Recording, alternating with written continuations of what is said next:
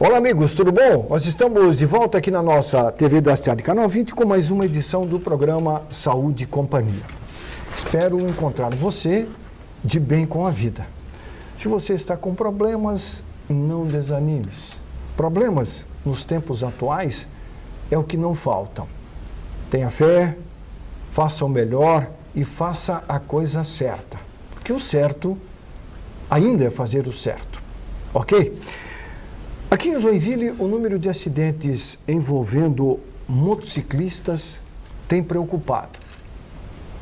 O número de motoboys em Joinville aumentou muito. O número de carros trafegando pela cidade, pelas ruas da cidade, vem aumentando a cada dia que passa. Joinville hoje tem 610 mil habitantes para uma frota de veículos que chega a quase 470 mil veículos. Você imagina, há uma proporção muito grande de veículos, população. Pois muito bem, o número de veículos circulando aumenta, mas as ruas da cidade são as mesmas. O sistema viário de nossa cidade, ele é um sistema antigo. Pouco foi investido para melhorar o fluxo cada vez mais crescente do número de caminhões, ônibus, vans, carros de passeio, moto, bicicleta e outros veículos. O que se vê? Caos. Os especialistas dizem que dentro de 2 anos, Joinville vai parar. Ah, mas até lá vai se fazer muita coisa. Vai se fazer nada, acredite, não é ser pessimista, aí é a realidade. O que nós vamos presenciar é mais mortes, mais acidentes e desculpa do poder público, dizendo que falta verba, que é difícil, que tem que fazer concorrência para fazer pontes, viadutos e por aí vai. A arrecadação não para de crescer. Cada veículo que se vende é um imposto que se arrecada. Cada veículo rodando a mais é o IPVA a mais. Licenciamento, combustível, pneu e por aí vai. A arrecadação não para. Lamentavelmente, o que se vê é uma crescente no número de veículos circulando e um problema cada vez maior. O número de motos em Joinville tem aumentado consideravelmente. E o número de acidentes envolvendo motociclista, consequentemente, também tem aumentado. O Hospital São José, que é o hospital referência na área de traumatologia ortopédica e neurológica, que o digam. Aliás, nós vamos falar um pouco sobre isso depois também aqui no programa. Nós temos hoje um neurologista aqui, presente na bancada, para falar sobre os 50 anos da neurologia em Joinville e esses problemas que os médicos enfrentam lá no Hospital São José. Falta de leito, às vezes falta de equipamento e um número crescente de internados à espera de cirurgia. Muitos saem com uma churrasqueira na perna, aquele ferro, negócio, quem olha assim fica horrorizado, quando não trauma craniano, fundo de uma cama, quando não tetraplégico ou paraplégico. Nós precisamos rever o nosso conceito. Ou nós queremos uma vida melhor, com menos velocidade e menos acidente, ou vamos continuar nessa vibe que aí está. Inclusive, essa semana, motoboys estiveram rezando de frente ao Hospital São José, um grupo de mais de 30 motoboys, pelos amigos que estavam internados, também motoboys, naquela casa de saúde, vítimas de acidente de trânsito. Eu até criei uma frase, eu sempre passo adiante uma frase de uma música que fez muito sucesso há muitos anos atrás. E diz assim a frase: não adianta ir à igreja rezar e fazer tudo errado. Rezar é bom. Agora, procurar fazer o certo é o melhor caminho a ser seguido. Não estou aqui ditando regras de vida, muito pelo contrário. Quem sou eu para ditar regras de vida? Agora, acidentes ocorrem por culpa de alguém. Tanto do motorista quanto do motociclista. Então, temos que rever as nossas atitudes. Senão, não adianta rezar. Depois do leite derramado, não adianta reclamar. Ou nós mudamos, ou a coisa vai piorar. E pelo jeito, pelo andar da carruagem, a tendência é piorar. O programa de hoje vai conversar com o Dr. Djalma Starling Jardim, nosso consultor da área de neurologia, médico há mais de 40 anos em Joinville, na área, ele vai me corrigir se eu estiver errado, na área de neurologia, para falar um pouco sobre o que eu abordei aqui na abertura do programa. Vamos falar um pouco também sobre meningite, que está chegando aí, o frio, e os 50 anos da neurologia em Joinville. Poucos sabem, mas o serviço de neurologia em Joinville começou há 50 anos atrás, meio século. Pioneiro em Santa Catarina. Começou por Joinville. Doutor Djalma, uma alegria receber o amigo aqui no programa. Tudo tranquilo? Tudo tranquilo. Doutor Djalma, acidentes não param. Você tem acompanhado, você é médico neurologista, atendeu já milhares de acidentados, quero crer, lá no pronto-socorro do Hospital São José. Isso é normal? Em primeiro lugar, você me pediu para te corrigir, você mesmo se corrigiu. Nós montamos o serviço de neurologia e de neurocirurgia em Joinville há quase 50 anos, faltam 3 meses. Então, 50 anos completados em 2023. Isso mesmo. Começou em 1973. Em 73, isso Nossa, mesmo. Faz tempo, né, Djalma? Então, é um bom tempo. E realmente, como neurologista e neurocirurgião, e, sobretudo, como um serviço que era o que dava o atendimento regional, quer dizer, todas as cidades da região mandavam os traumatizados de crânio e de coluna para Joinville. Nós tivemos muito trabalho e, sobretudo, uma experiência muito grande com traumas. Mas os traumas, no início, na década ainda de 70, me preocupavam, porque eu cheguei a comentar com alguns amigos que eu acreditava que a população jovem de Joinville ia acabar, de tanto trauma por moto, por acidentes de moto.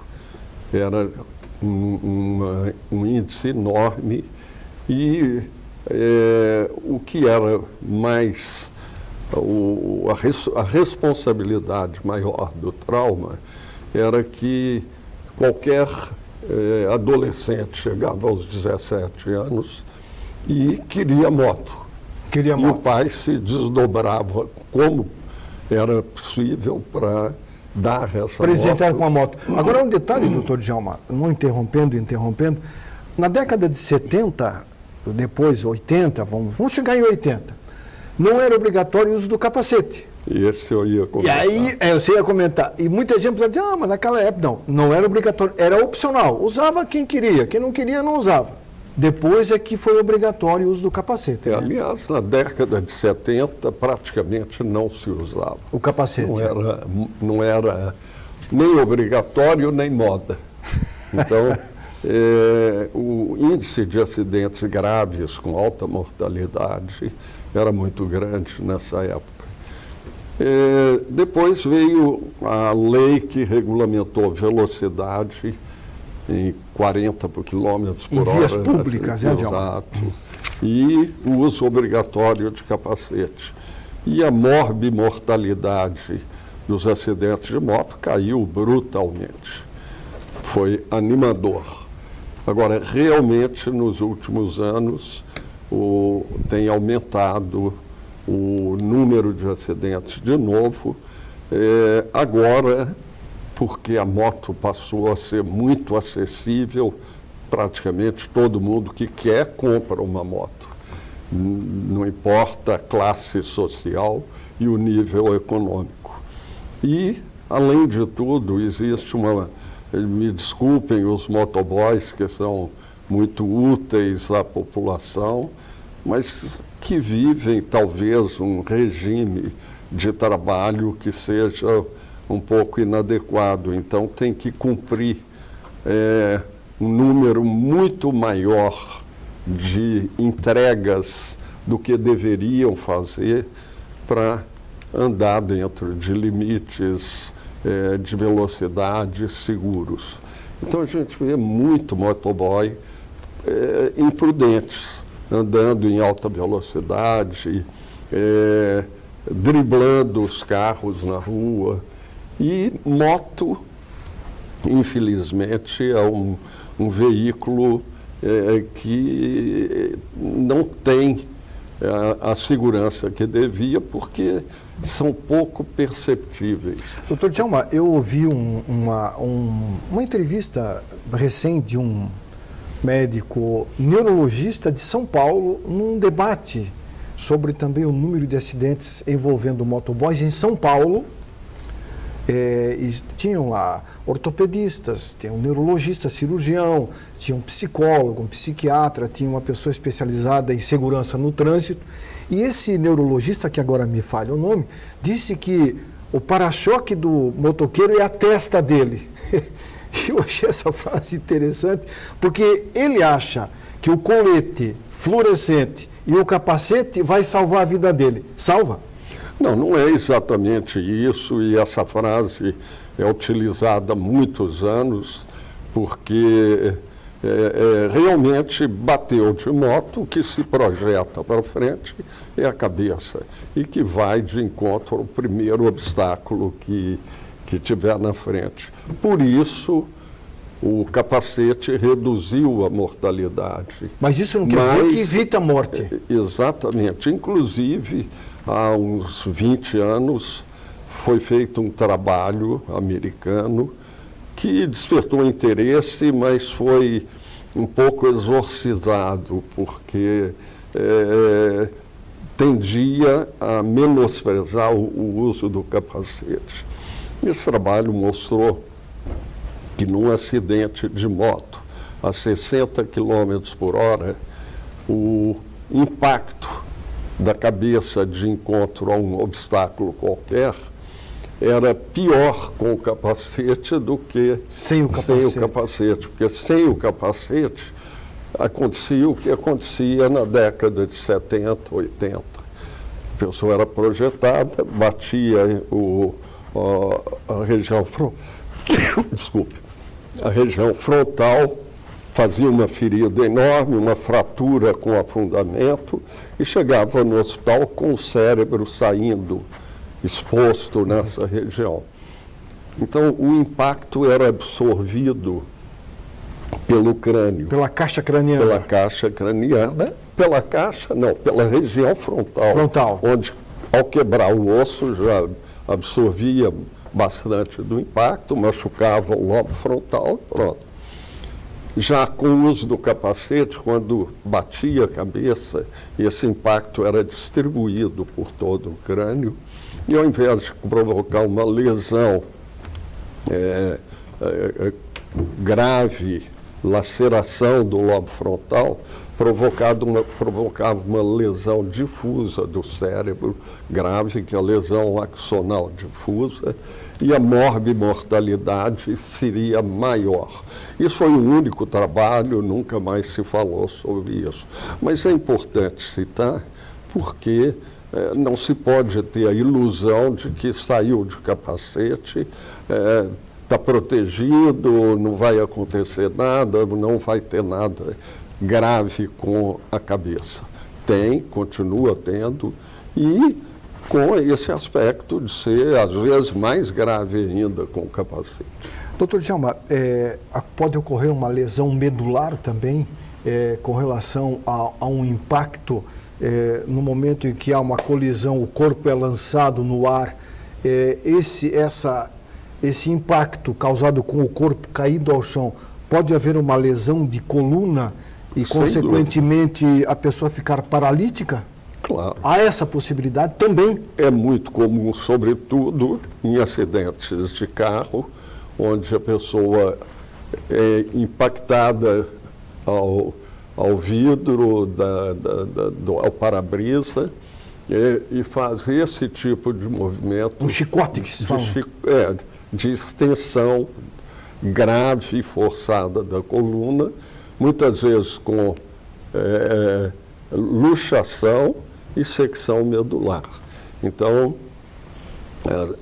as lesões de trauma raquimedular cervical são frequentes também nos acidentes de um modo geral. Até no motoqueiro também? No motoqueiro, sobretudo, porque quando é jogado para frente, o impacto joga o pescoço para trás, força a coluna, pode ter uma luxação e pode seccionar a medula.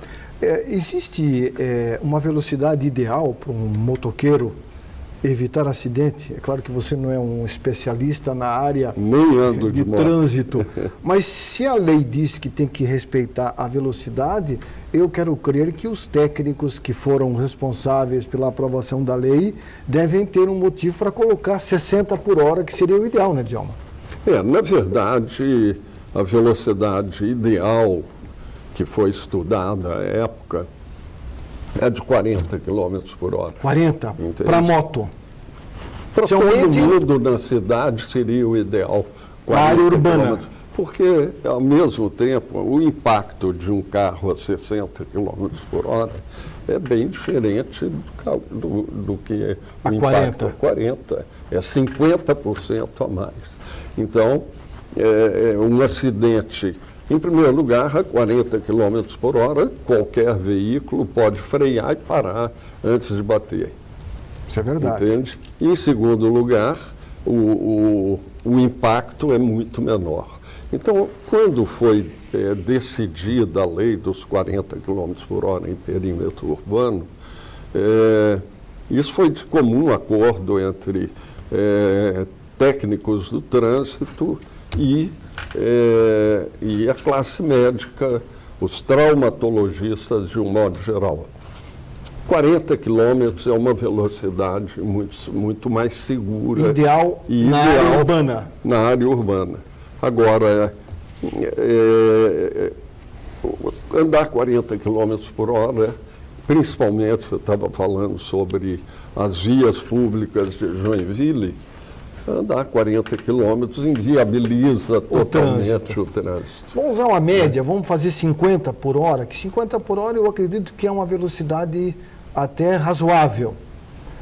O que muitos não aceitam, a maioria tem pressa. Você já viu que todo mundo tem pressa, Djalma? É normal. Para não ir ao lugar nenhum. Né? Não. Você tem pressa porque saiu do trabalho ao meio-dia, tem que voltar às 2, tem meia hora para ir a banco, para fazer isso, aquilo, almoçar e voltar. Tem pressa.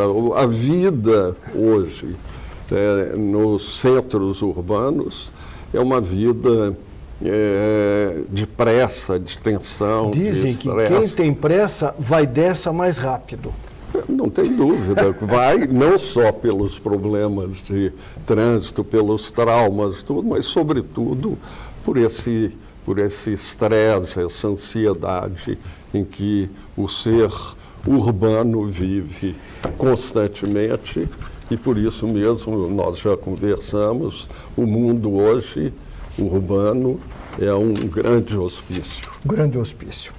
Muito bem, o programa Saúde e Companhia hoje está conversando com o Dr. Djalma Starling Jardim, médico neurologista clínico cirurgião.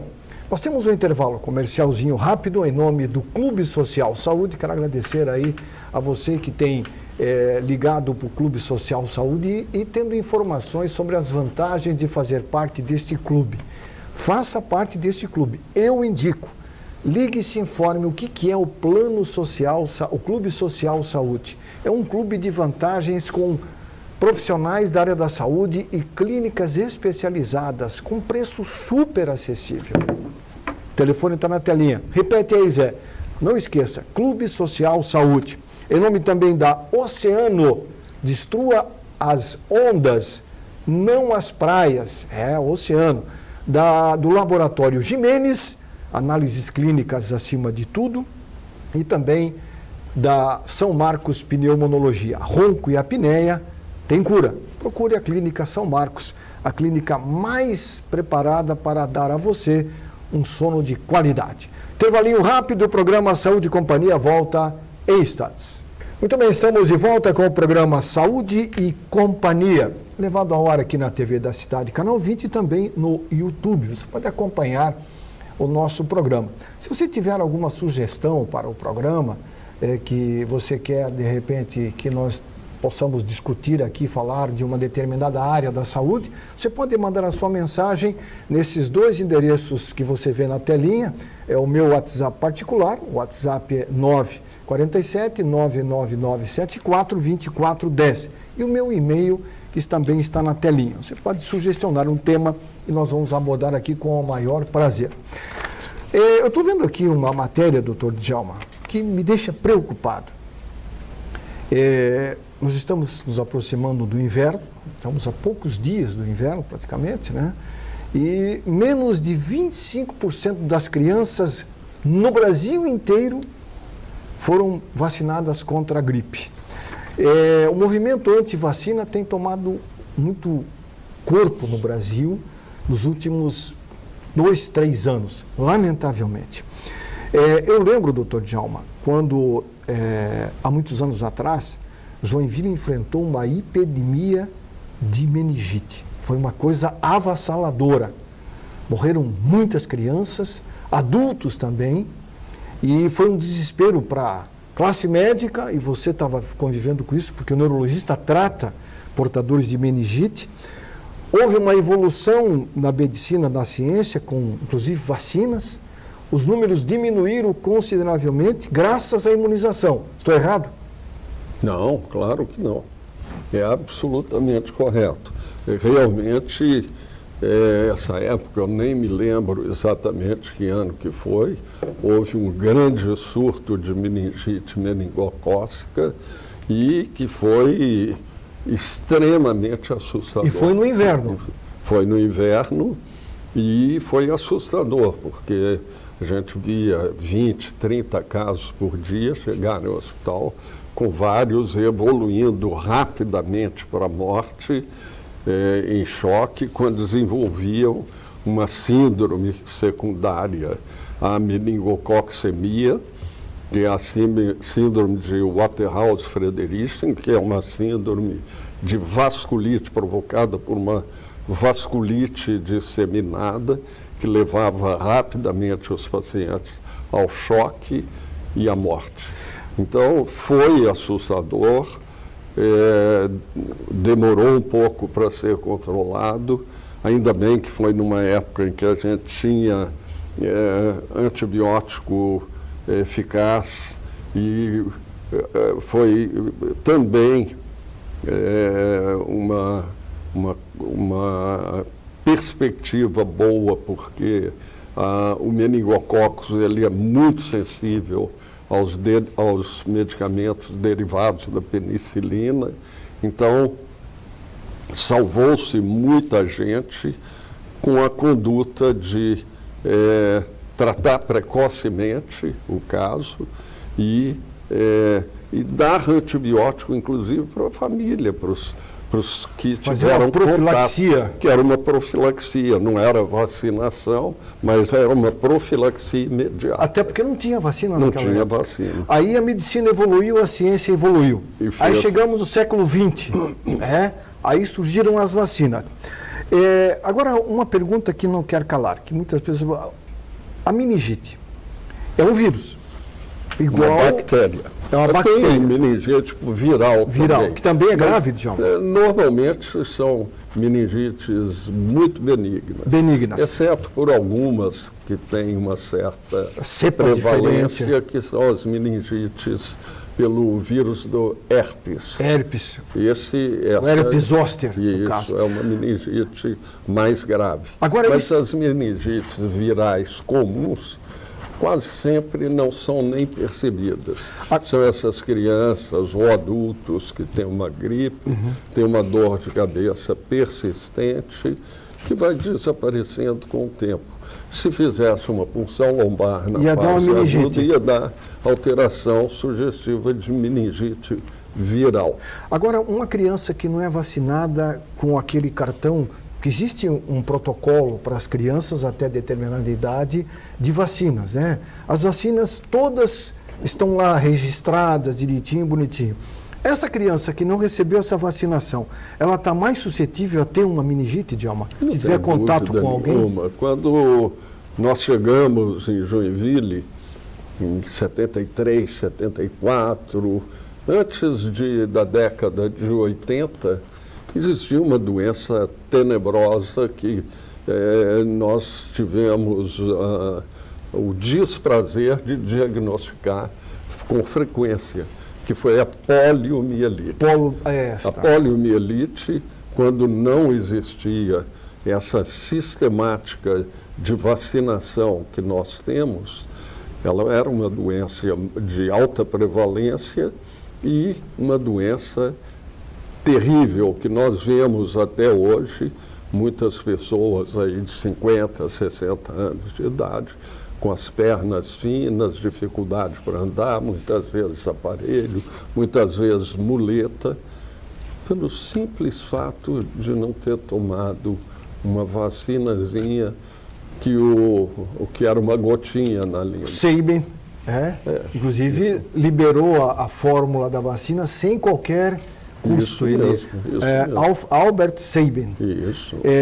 Então, está mais do que comprovado de que a imunização em pleno século XXI é o caminho para evitarmos, de repente, até um surto de meningite que pode ocorrer. Nós não estamos totalmente protegidos disso, né, Djalma? De jeito nenhum. Como aconteceu com o vírus do Covid, podemos ter um surto de meningite. Há risco. Há risco, mas é um risco muito menor, porque a meningite já é por demais conhecida, em todas as formas.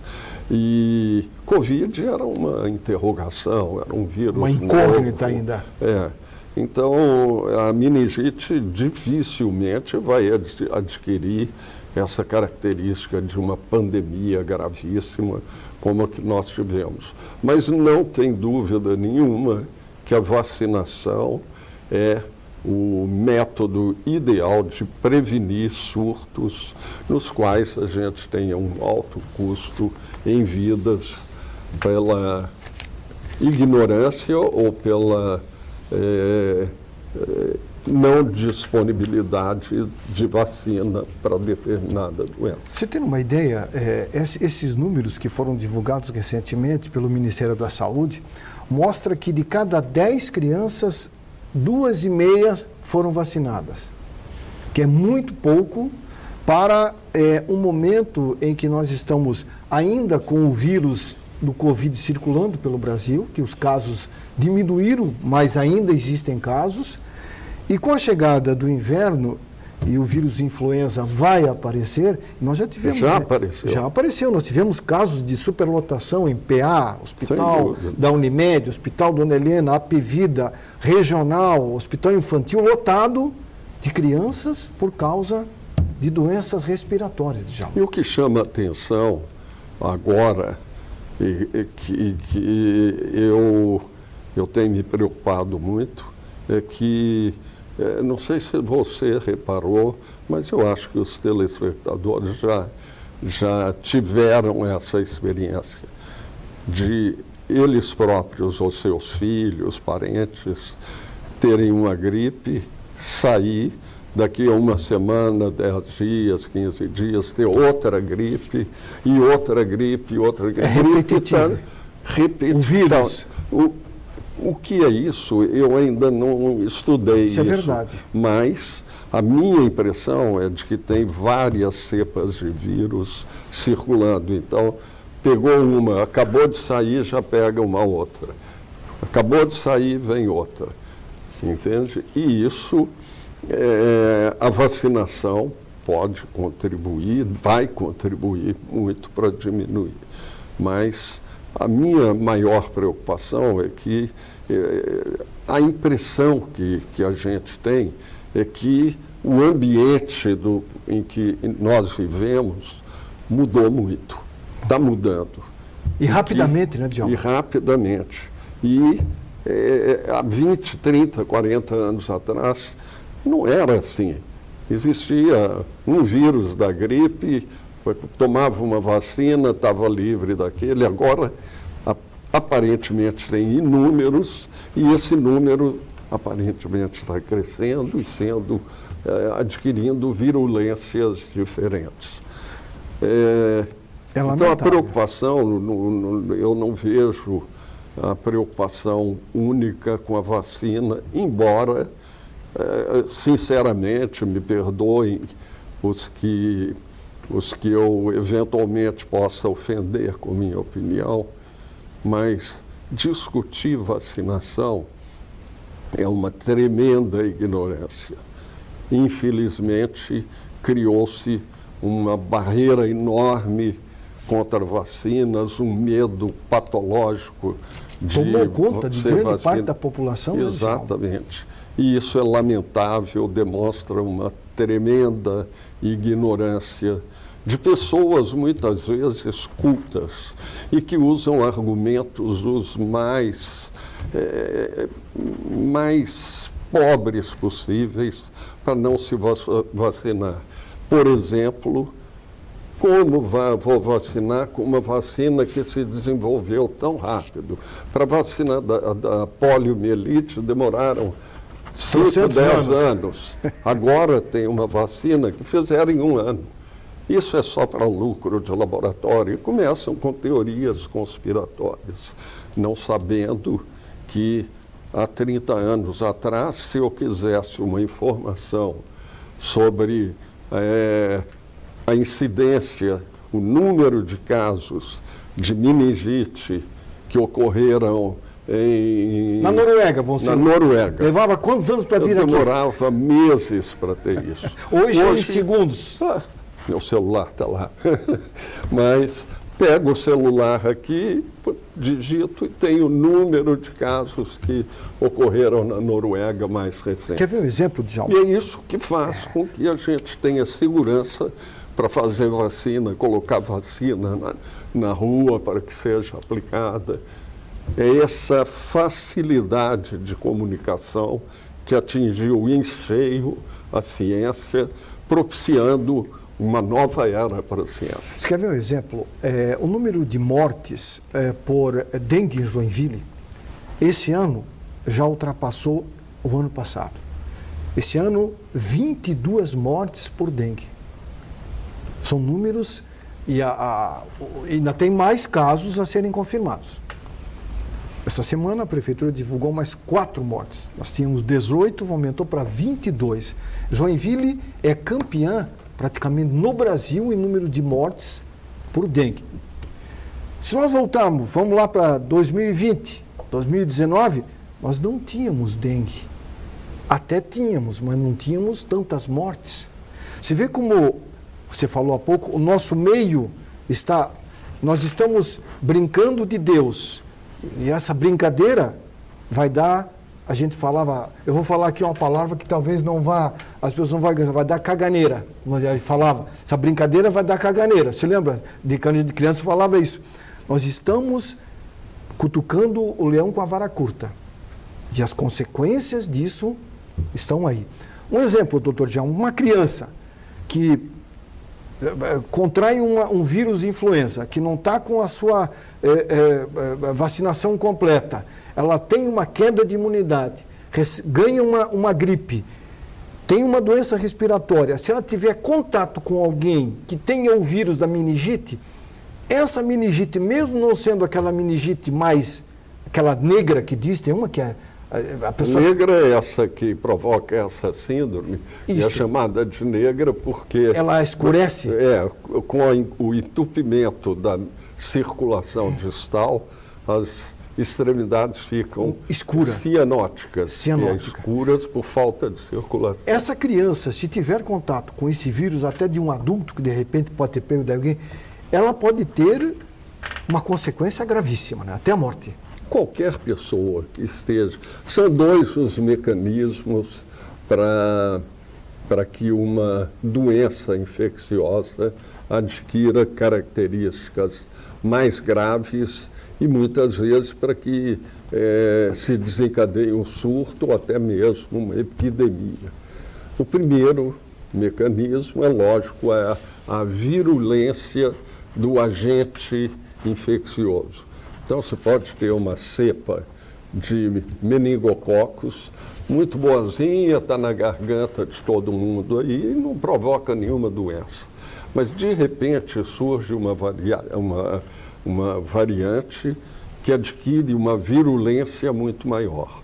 Aí ela provoca a doença meningocócica, cujas faces mais graves são a meningite e a síndrome que eu falei, de Waterhouse-Friderichsen, que é essa síndrome gravíssima, na maioria das vezes levando à morte.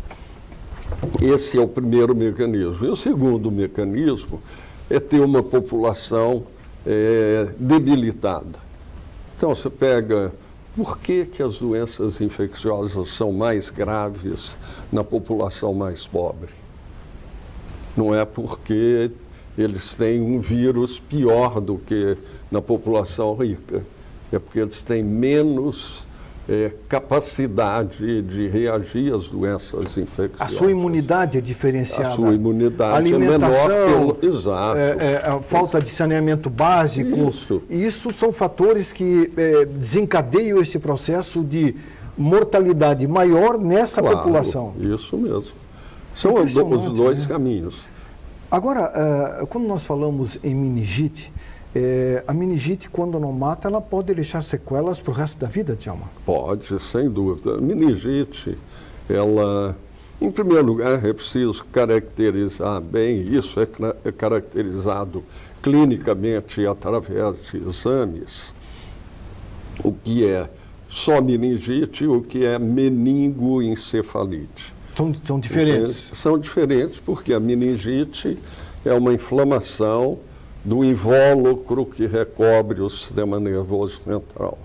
Então, a pessoa tem muita dor de cabeça, vômitos, rigidez da nuca, não consegue encostar o queixo no peito, febre, mas tem o estado de consciência preservado. A partir do momento que esse agente infeccioso compromete também o cérebro, aí já existe uma meningoencefalite. Aí é grave. E aí é muito mais grave, que há uma inflamação do cérebro, não só do invólucro craniano, do invólucro cerebral. Agora, isso se trata com determinado medicamento. Não é na farmácia comprar um anti-inflamatório, tomar e está resolvido. Como eu disse, toda doença tem aspectos diferentes. Se tiver uma meningite viral por um vírus da gripe normal... A gripe pode ocasionar uma meningite? É muito frequente.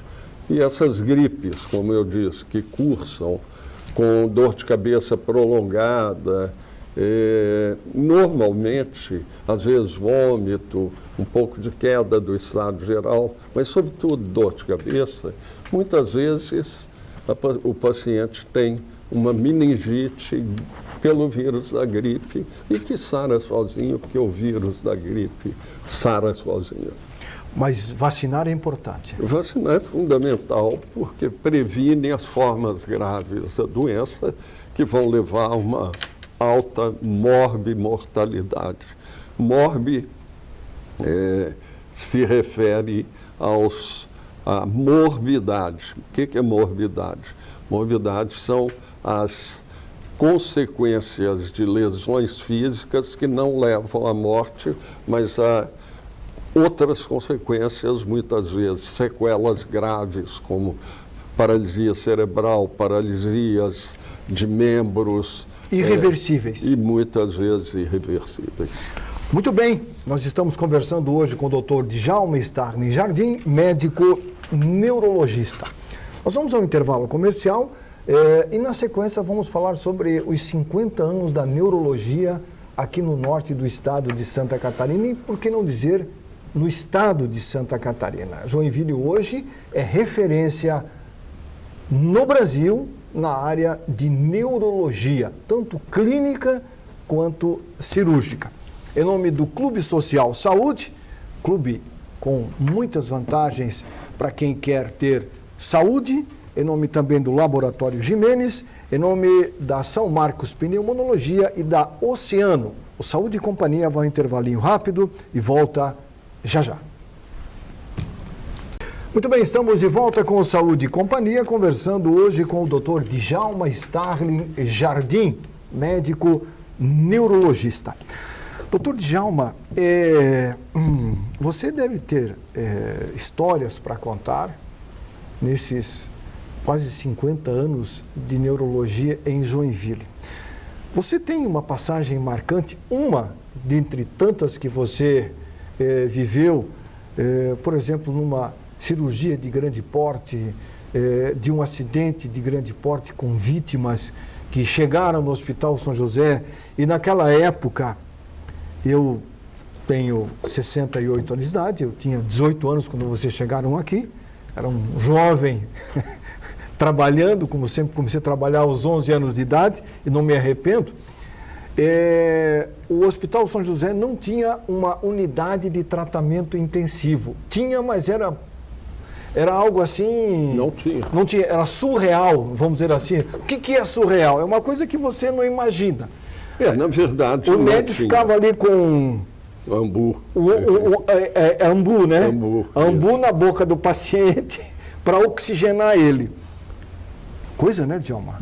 Na verdade, quando nós chegamos em Joinville, um fator que nos deixou até um pouco desanimados foi que nós fomos registrar o CRM em Florianópolis e eles nos falaram, vocês vão para Joinville? Lá é muito difícil, não tem condições. Tudo lá é difícil. Quiseram dizer que as condições eram muito ruins e eram as condições estabelecidas. Mas, por outro lado, na visita que nós fizemos antes de vir para cá, nós vimos que tinha equipamento aqui doado ao Hospital São José pela Alemanha, pelo governo alemão, que não tinha no Brasil ainda, entende? Então, isso nos animou muito e foi uma briga muito grande para colocar tudo em funcionamento, para ir melhorando as condições Esses aparelhos já eram utilizados? Não, estavam em caixa. Ninguém sabia para que servia. Sério? Então, nós desencaixotamos intensificador de imagem que não tinha no Brasil. Então, Joinville foi pioneiro até nisso? Foi pioneiro em alguns procedimentos que dependiam de intensificador de imagem. E Joinville tinha encaixotado? Tinha encaixotado. Nossa, isso é uma história que pouco sabe, né? É um fato marcante. Sabe. Mas nós começamos e realmente não tinha UTI. E eu e o Dr. Fiuza... Dr. Ronald Fiuza. A gente era o intensivista da neurocirurgia. Então a gente operava o paciente, colocava na sala de recuperação e a gente alternava. Eu ficava 4 horas, ele 4 horas a noite inteira, até o paciente sair. Ao lado do paciente? Ao lado do paciente. Nossa! Muitas vezes não existia respirador, as condições eram muito diferentes. Aquela maquininha que faz pip, pip, que hoje tem. Mas na época tinha só um respiradorzinho bem simples que chamava Takaoka. Takaoka, a marca conhecida. Isso mesmo. Então tem muitas histórias, eu já escrevi algumas histórias. Legal. Até se um dia meus filhos animarem, eles podem até... Fazer uma biografia. Não uma biografia, mas uma história de curiosidades de um neurocirurgião em Joinville. Doutor Djalma, então tem, por exemplo, sim. só para Sim. você perguntou, cirurgia. Isto. Houve cirurgia, por exemplo, de um paciente que estava em coma no pronto-socorro, ninguém sabia por quê, mas ele tinha uma feridazinha aqui. Uhum. E eu operando de madrugada, falaram, tem um paciente que não acorda lá no pronto-socorro, não parece ser bêbado. Eu falei, faz um raio-x dele, do crânio, traz para mim, eles disseram que tinha uma feridinha, traz para mim. Fizeram, ele tinha 2 balas no cérebro. 2 projéteis? 2, que entraram pelo mesmo... Pelo mesmo buraco. O cara foi um bom atirador, então, hein? Acertou 2 tiros no mesmo... Nossa! Eu estava operando, falaram, o paciente está aqui, está o raio-x, eu falei, tem 2 balas, eu vou terminar essa cirurgia, e ele sobe para o centro cirúrgico para operar. E antes de subir, falaram, esse paciente é um criminoso, já matou várias pessoas da família e muita gente, é um criminoso, um assassino, um multi-assassino. E aí subiu para o centro cirúrgico, eu e o Fiuza estávamos operando e um de nós, eu não lembro se foi eu ou ele, falamos, esse cara, nós vamos salvar a vida dele. O sujeito não merece continuar vivo. Seria extremamente fácil provocar um sangramento que levasse à morte em minutos.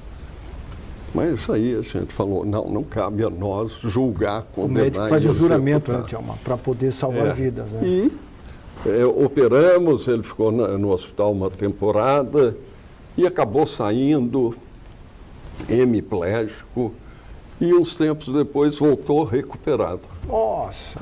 E isso é uma história marcante, hein? É, bem marcante, porque ele foi no consultório, consultou e falou comigo assim, doutor Djalma, o senhor salvou minha vida, o senhor sabe quem eu sou, o que o senhor precisar me fala.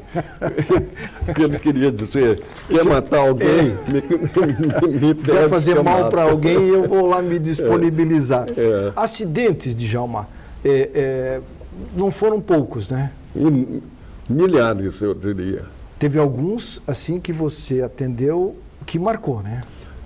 Tem um muito marcante, que é um acidente exótico, de um menino na época tinha, se não me engano, 12 anos, que o pai era um alcoólatra, a mãe suicidou pulando na frente de um caminhão aí na BR, e ele estava trabalhando num sítio para conseguir um dinheirinho para comprar roupa para primeira comunhão. Isso, né?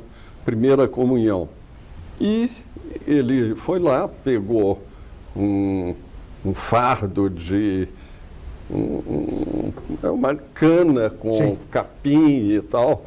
E existe uma máquina de picar trapo, que é uma roda com 2 lâminas tocadas por uma correia ligada a um motor e uma caixinha, um coxo, onde se colocava o trato e aqui tinha uma roldana que puxava para a máquina ir picando.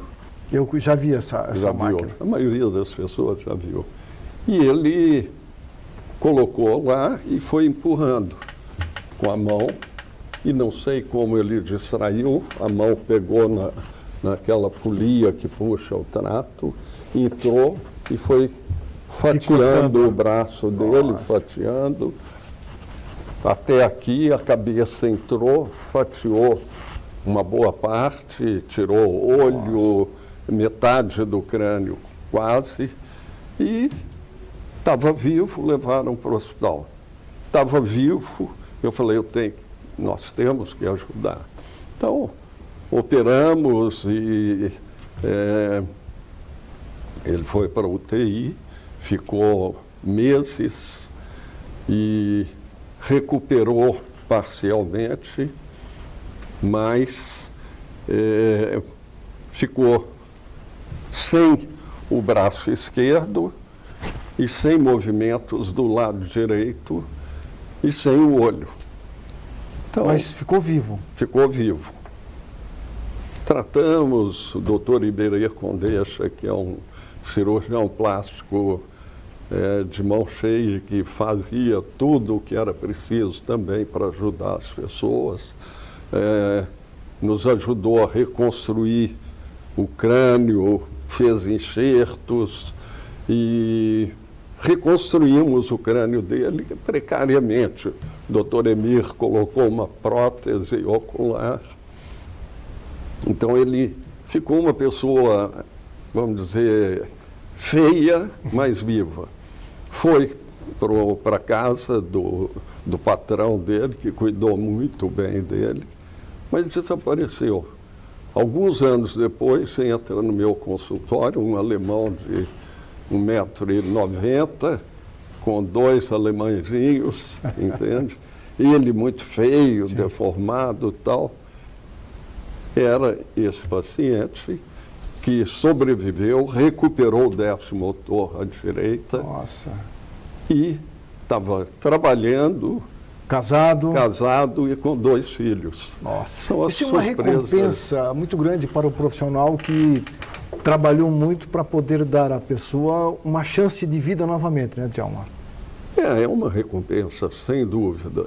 Mas depois de alguns anos a gente fica repensando a medicina e tal. Não há dúvida que a gente tem que fazer o que tem que ser feito.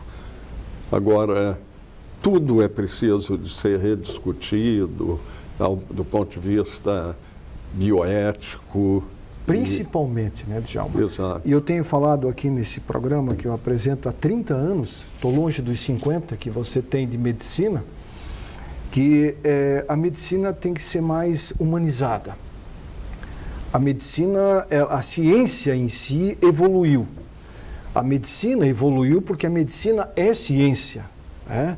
A ciência de colocar em prática o conhecimento daquilo que no dia a dia a ciência coloca em termos de medicamentos, em termos de cirurgias e por aí vai. Mas humanizar o atendimento, isso é fundamental na minha humilde opinião, porque muitas vezes o paciente entra com um problema no consultório médico e uma conversa bem esclarecedora faz com que ele saia de lá não curado, mas aliviado para começar um tratamento que vai dar a ele uma melhor qualidade de vida. E muitas vezes curado. E muitas vezes curado. Com uma conversa. Com uma conversa se cura. É como se você fosse abraçar ele e dizer, você tem aqui um porto seguro para nós buscarmos a solução do seu problema, né, Djalma? Sem dúvida, Ivan. E esse aspecto, nós temos 1 minuto e meio, eu gostaria, para encerrar o programa, contar uma coisa muito pessoal e que envolve esse aspecto humano, ético e tudo. Na verdade, eu me considero com pouco mais de 30 anos de formado, que eu formei e trabalhei durante 20 anos até ter uma real noção do que eu estava fazendo. Isso eu aprendi com um rapaz de 28 anos, que eu diagnostiquei um tumor dentro da coluna dele, ele estava com dor, perdendo força nas pernas.